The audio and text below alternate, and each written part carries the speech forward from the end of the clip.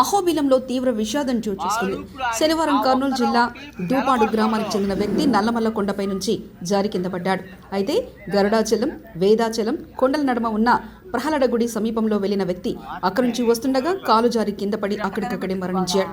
దీంతో వారి కుటుంబంలో తీవ్ర విషాదం చోటు చేసుకుంది.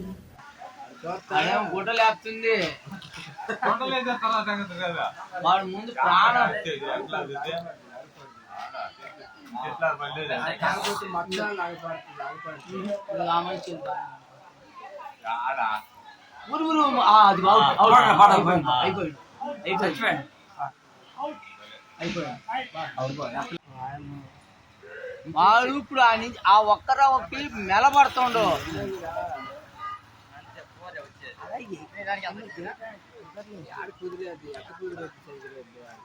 మాత్రమే.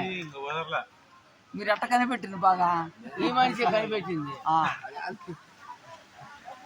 అదేమో గుడ్డలేస్తుంది. వాడు ముందు ప్రాణం అయిపోయాడు.